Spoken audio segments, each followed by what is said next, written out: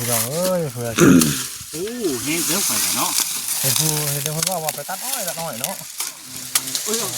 แต่ตัดตัวเองก็บ่อยประมาณนั้นเนาะสุดเลยบ่ได้ก็ได้เนาะเขาเยอะเนาะผ่ากันเนาะตัดแต่เช้าพูดนี้หลายอยู่เดี๋ยวนี้ตัดถือข้าวตัดแต่เช้าพูดที่หลายที่เชิญน้องมันน่ะมันเสียนี่เนาะเลย2 ลำนวด15 ลำบ่ยาบ่โอ้โหเจ้าไอ้ยัยลำเลยให้ได้2 ลำมาต้องช่วยกันได้ช่วยได้ล่ะผ้ามีดวงเดียวไว้จะหลายเนาะแต่อยากมาตัดอีกแค่เนาะอ้าวมือใดไปว่างกับมาเนาะหับตลอดแล้วว่าเอาไปหับเอาอยู่บ้านไปสูงไปหับเลยมันตื่นมาเช้าแล้วเอารถไปหับเอามือมันกับมาเช้าแล้วมือ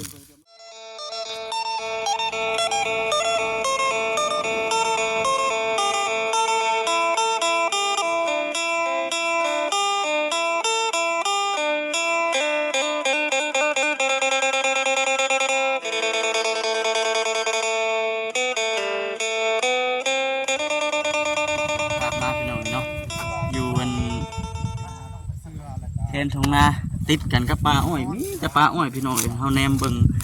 รอบๆนี่เนาะมื้อนี้น่ะเดินทางมาแบบว่าบุปลาบุดอนมาเด้อพี่น้องเอ้ยอยากสั่นเด้อพี่น้องเด้อเนาะบุปลามาอันอยู่ที่สวนอ้อยพี่น้องเนาะนำทางมาน้องลำคาญหรือว่าน้องของสาวแตวเพิ่นมาหากันย้อนว่ามีทางผู้หลักผู้ใหญ่มีทางผู้ใหญ่เพิ่น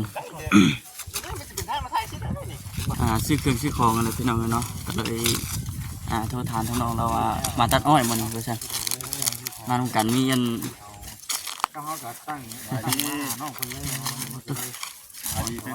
เลยสบายดีเด้อแม่ฮะพี่น้องไอ้น้องก็อื่นก็มีแต่ทักทายสบายดีเด้อพี่น้องเด้อเนาะบุเคยมาเพื่อนเนาะบางคนเนาะหมุนปลาหมุนคอมต้องขึ้นเดี๋ยวติดตามเบิ่งน้ำกันมาแบบ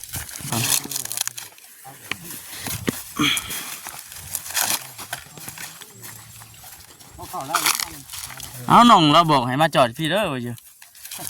อย่าไปย่างประหยัดน้ำมันกายนี้เด็กย่างออกกำลังกายป่ะส่งโกนหาออดอกให้เดือก็ว่ากันไปเนาะ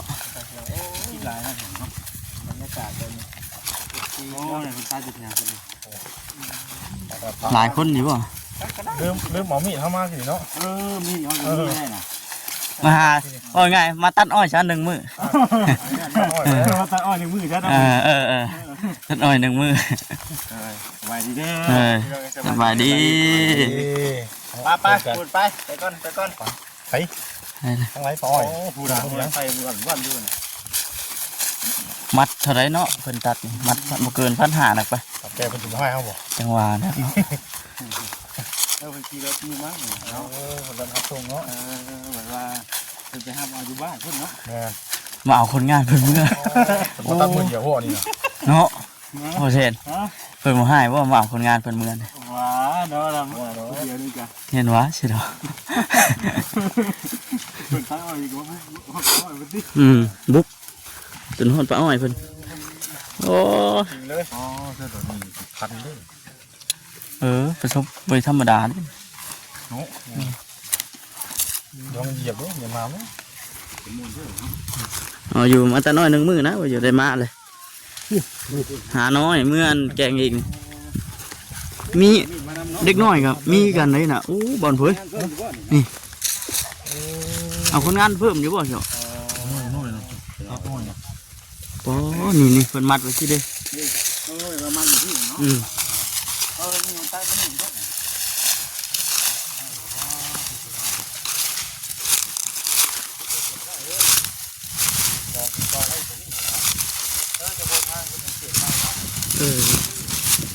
ฮะเช่นเลยแหละโอ้น้องข้างกันจนใส่ตัดได้ลายดิจนมัดยังหมดแล้วอยู่เนาะลองเตะต่ออ้อยเด้อ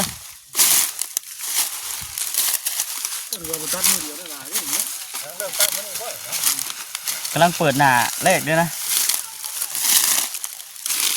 อ้คนเห็ดทางที่เนาะเป็นเพื่อน เป็นระเบียบไปเลย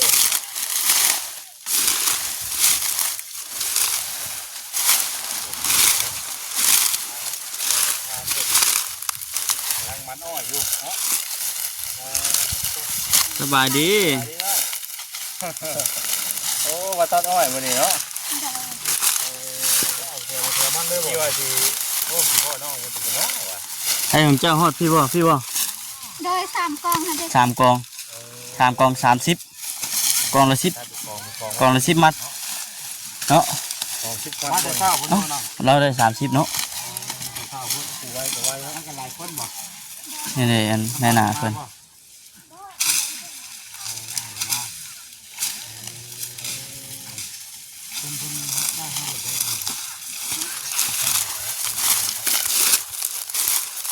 สั่งคนนี้ มัดหนึงเท่าไหร่บัดนี้ มัด1,500 หั่นเนาะสิเลขก็ถูกคือบ่อยู่ โอ้เจ้าเคยไปตัดแรก เคยไปอยู่เด็กๆไปเคยไว้พุ่น ต้องวัน1,500บ่ มัด 1,500 ต้องมัด จับมันกล้องให้คอยอยู่นี่ตัดมัน ทองมัดก็เท่าไหร่3,500 เฮ้ย ทองมัด4,000บ่ นี่บ่มีใจเนาะ บ่เข้าเลย บ่เข้าบ่อันมันนึงมีใจลำ 15 มันนึง15ลำข่อยต้องให้ไล่มัดนึงมื้อนี่ เอาไหมเถอะ15 ลำ เบิ่งบ่มีที่ตัดก่อนแท้ ตัดตำเหงาได้บ่เถอะตัดตำดินเลย ยินบ่เข้าสิบ่ บัวนะตัดก่อนจังชอบ ฮะ ตัดก่อนจังชอบ เอาใส่กี่วัน ต้องให้น้องคนช้อนตัด เนาะจำดินเด้อ ครั้งแรกเลยเลย นี่เนาะ กันคอยบ่เคย บ่เคยตัดได้บ่เคยตัดอ้อยได้ ผู้ชำคอยช่ำเนาะ บ่เมื่อกี้แบบว่าเฮาบ่เฮาสิบาทมีทำน้องลำคาญนี่เพิ่นเฮ็ดเรื่องอยู่ไทย เอ นะ อ จะคอยว่าบ่ได้ตัดนะ นี่จะคอยนี้เช่น สิบ่ นี่แหละ สิบ่ มือหูชั่วนะลูก โอ้นั่นรู้แล้ว ชอบสิบ่อ๋อครั้งแรกเลยตัดสิบ่นี่ฮะ หัดไปพุ่น ฮอดปลายเพิ่น ดีที่รักดีจัง เช่นมันก็ลุกของเพิ่นได้เนาะเอาลุกของเพิ่น เฮ้ยมัดเลย นี่เนาะนี่เนาะพอคำว่า เฮ็ดบ่ได้ง่ายเฮาก็เฮ็ดไปนั่นโลดแล้วเห็นว่าปอกก่อนแล้วจังตัดมันง่ายก็เฮาก็เฮ็ดไปซั่นโลดเลย ถ้ามันคอยตัดอีกจะว่าคอยจะได้ ผมมาเห็นตัวจริงแล้วว่ะตัดหน่อย เนาะ เห็นน้องคนนี้แล้วนี่ โอ้พี่น้องเอ้ยเผื่อ โอ้เฮ้ยเดี๋ยวไปกันเนาะ เห็นคนว่าไปตัดอ้อยเนาะ โอ้ย จะตัดตัวเองก็บ่อย ประมาณนั้นเนาะชุดเดิมบ่ ได้ก็ได้เลย อันนี้ได้เนาะ เข้าอยู่เนาะพากันเนาะ ตัดแต่เช้าพุ่นนี่หลายอยู่เดี๋ยวนี้ตัดแต่เช้าพุ่นที่หลายที่เชิญน้องคน น้องมันน่าว่าสิเสียมีดเนาะ เหลือ2ล ก็เนาะ ำงวด15ลำบ่ยาบ่ โอ้โหเจ้าไอ้ยัยล้ำเลย ให้ได้2ลำ มาต้องช่วยกันได้ ช่วยได้ล่ะผ้ามีดวงเดียว ไว้จะหลายเนาะ ชุดห้องนี่ ไว้ มันต้อง จะ เลย หลาย ผู้ให้จะให้เด็กลุงคนนั้นให้ โอ้คุณลงกับผู้ เราเฮ็ดภาพ2ภาพ3ได้บ่ใช่เด้อ อะไร มือบ่คุณ ไปชงเทวได้บ่ โอ้โหบ่เราเฮ็ดรวบบัตร2ลำบัตร3ลำเนาะ ถ้าไปห้านี่เพ เรา ราะว่า เราคนนี้ มัดมือก็ได้บ่10มัด เอามือปล่อยอีกดิ แต่ยันมันบ้าน นี่ข้างเพราะว่าเป็นเทือแรกก่อยแล้วเราตัดตรงไหนผมไม่เคยตัดตั้งแต่คือบาดมือจะเคย อ๋อ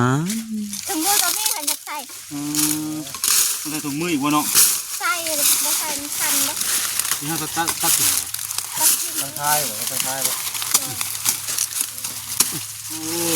ที่เฮาตัดนี่ อันนี้ขายเยอะมันบ่แดดได้แค่ว่าแดดโอ้ย จ่ายเงินได้บ่นี่โอ้ มันเลย1,500พี่เนาะทางกับคุณเบิ้งเหมือนเนาะ ไม่ได้เจ้าของให้ มือบ่ เจ้าของสองคน เพิ่นจะว่าเพิ่นมานับเบิ้งยืนบ่ อันนี้แบบฮอตตัดแบบเมาบ่เห็นว่าไปตัดลายก็ได้ลายใช่บ่ มาเป็นมัดเลยมั้ย ใส่ตัดได้ไรแต่ถ้าตัดเป็นมัดเลย มาเป็นมัดเนาะ เอาผู้ทองแคร์ไปเลยเนาะ ตามได้นี่ ได้ง่ายด้วยเอาห่างออกไปด้วย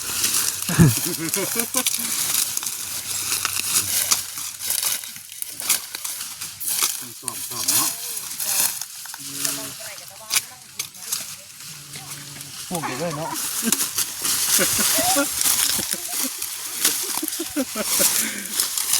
ลงล่มนะฮะล่มเป็นเลยลงล่มเลยเหรอ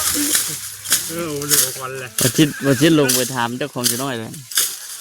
ก็ต้องไหนบ้างภาพช่องเลยตัวนี้ภาพช่องรถฮะมันห่างกันเนาะไหนใกล้ๆนึงนะหมดเลยอะไรมาจิ้มอะไรนี่น่ะกำลังสัมภาษณ์นั่นเจ้าของอยู่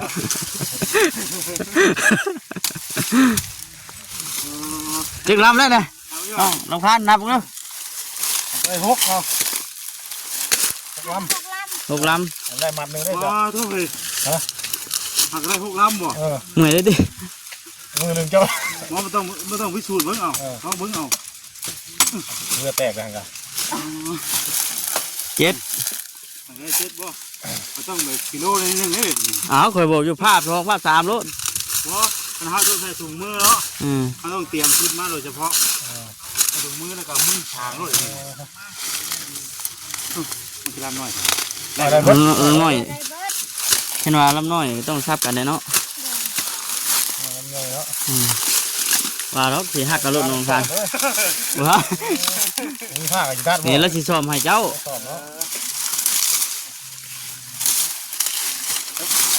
ไว้เนาะคุณจะจะให้ตัวนี้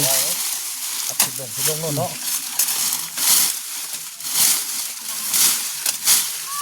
เวลาเปิดใต้ก็หนึ่งก็เพิ่งทำมาแล้วเนาะได้เป็นตื้อไปได้เนาะขึ้นแล้ว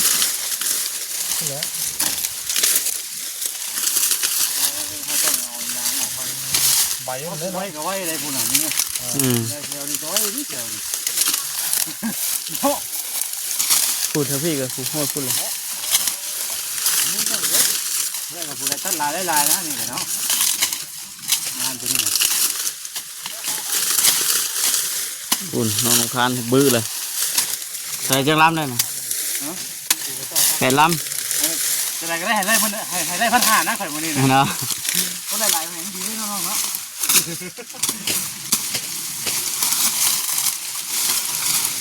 ก็ได้แผ่นลำบ่ไอ้เขาต้องกองว่าเป็นไทยบ่ตัวว่าที่ไปถึงที่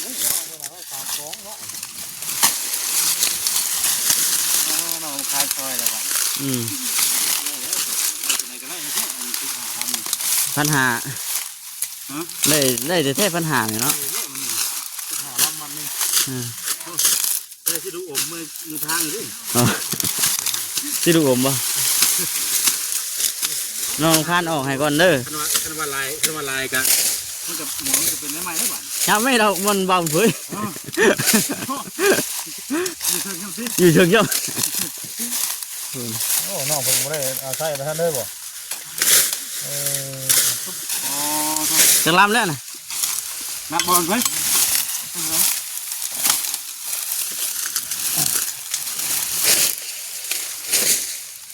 6 7 8 9 10นี่เด็ก4 ลำนะบ่4 ลำเก่งดีเนาะโอ้มีแห้งได้หรอคนย่องนะโอ้ชายคนย่องจะเห็นเนี่ยจะว่าชีฮอดแต่โดนนะจ๊ะเนาะย่องแบบแห้งมีแห้งเลยติอีก3 บาทนี่ตัดบาทเดียวพ่อกันยังชาปุ๊บเลยได้นี่คือเลยทำอีกดูแห้งย่องแห้งไปบ่ดิไปจะเจ็บเลยก็ทีแรกข่อยก็ทำไมเข็นย่องอีกจักบาทนี่ยันแลนตัดไปเลยจ้ะไอ้มาที่ช่องไว้เนี่ยไอ้ย่องทราบว่ายังบ่ถึงต้องย่องไกลๆเลยก็ต้องผลมีดมันก็เข่าเนาะเจ็ดเนาะมันน่าจะมันบกเข้ามันยันพันขีดินไปน้ำที่จังเนาะซับซับต่ำเนาะมันต้องซับดินเนาะฮอดแล้ว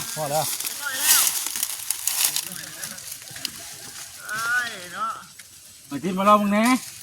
มาลองมึงแน่ว่ะมาได้1,500เลยนี่มาได้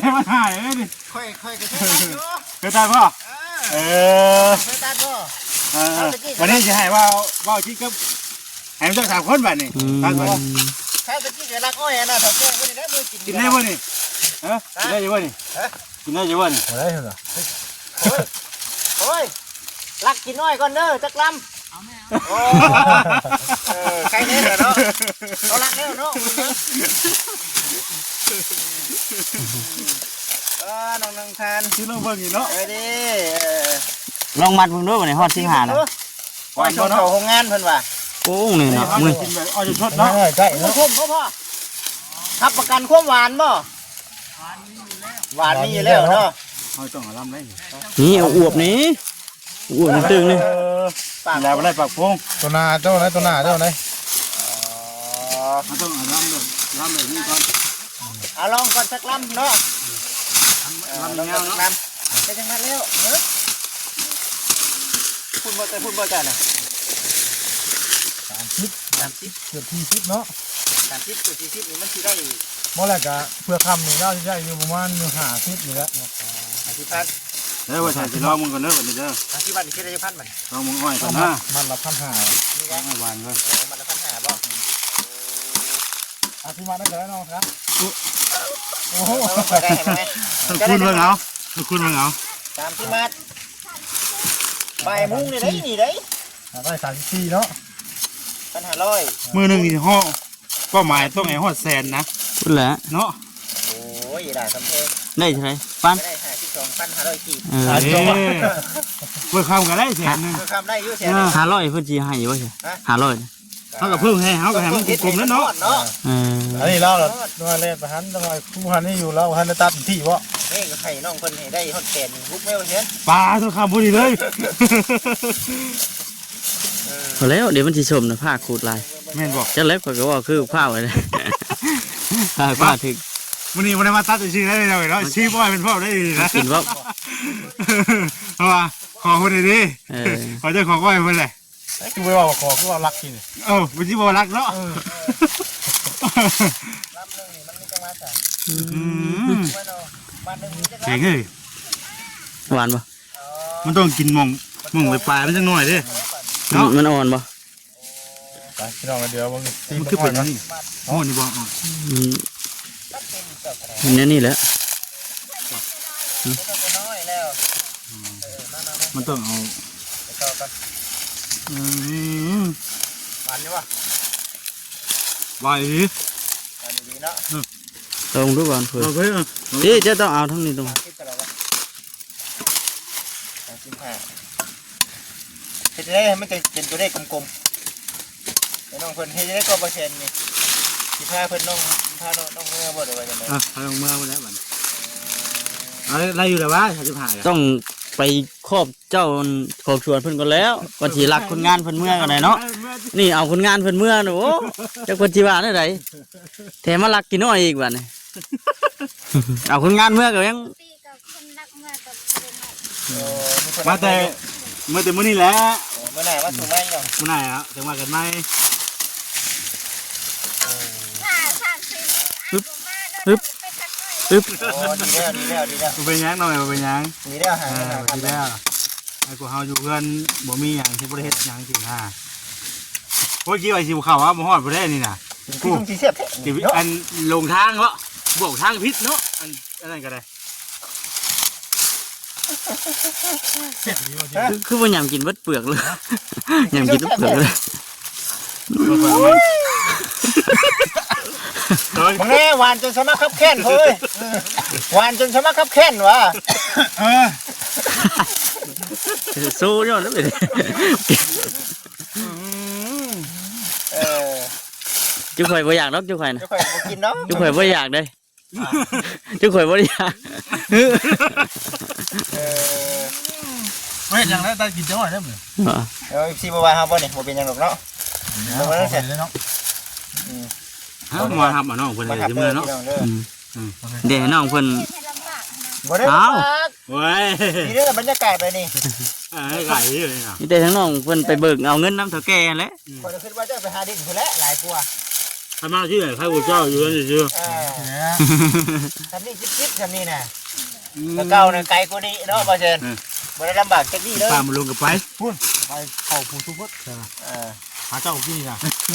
บ่ได้ลำบาก กับมือกับมือได้กี่ กลับเขาทั้งบ้านเพิ่นแล้วเหรอ ที่ถ้าเขาข้างถึงได้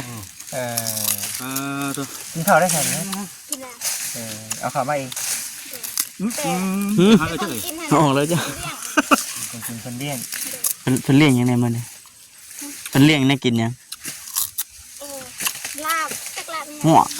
ลาบกิน บ้าน มาไปก่อนใส่ลูก ใช่ไหมตัดเอากันได้โอ้ยด่าเผ็ดเนาะเผ็ดผ่านหน้าเพ่ รู้ไว้ที่ครับได้บ้างนะ อันนี้แน่นบ่อันนี้แน่นบ่ เอาไปที่ไหนเอาจับเอาไปก็มี อันนี้ บ่ บ่ ที่ไทยอันนี้ อ๋อ ไม่ได้ปกมันยังเนาะเนาะ เบิ่งรู้หาเนาะเบิ่งรู้แล้วเลยทำไมเอา นับอ้อยน้องลำพานเพิ่นบ่ เป็นแม่เดี๋ยวเอาคนบอกให้ไล่เต็มมันน่ะ เต็มเลยไล่เต็มมัดก่อนไล่เต็มก็ 50มัด จะมาตัดใช้ ค เนาะ นที่ให้เป็น10,000เลยจะไม่ทัน ทันเลย โอ้ตัวนี้บ่ท่านฮอด10 มัด โดย8มัด แต่2 มัด ยังอีกจังมัดจ้ะ เลยไล่ให้เลยเจ้าค่ะไล่เต็มเลย ไล่เต็มเลย ได้แล้วเพิ่นน่ะ มา2 มัดนะ ที่มือส่งมาอีกที่มือส่งมาอีกเนาะนี่ น้องเป็นเมื่อนะ แม่น ต่างช่วยกัน ต่างช่วยกันเนาะ แต่อย่างว่าตัดอีกแค่เนาะ อ้าวเรียกเมื่อก่อน มือใดว่างก็มาเนาะหับตลอดแล้วว่า เอาไปเอาอยู่บ้าน ไปส่งไปหับนะมันตื่นมาเช้าแล้วเอารถไปหับเอา มือมันจะมาให้เจ้าแล้ว มือผมจะมา เอาไม่เรียดมือ อื่นบอกระบาวแล้ว ได้บอกได้ เอ้า ไม่ยังเจ้าจะเห็นเนาะ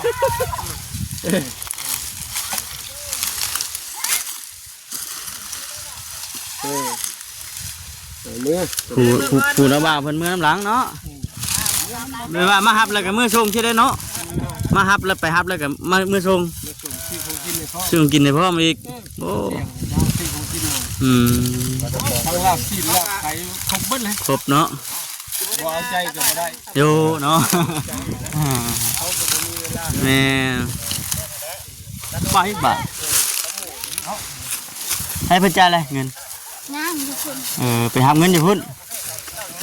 มันเอาไม่เบากัน เอาไม้ก่อน ตัวได้ พี่น้องสามคำก็สิจบคลิปก่อนมื้อหน้ามื้อไหนพ่อกันพี่น้องเนาะหรือว่าไปพ่อกันอยู่เฮือนน้องรำคาญเพิ่นอีกเทื่อนึงพี่น้องไปสบายดี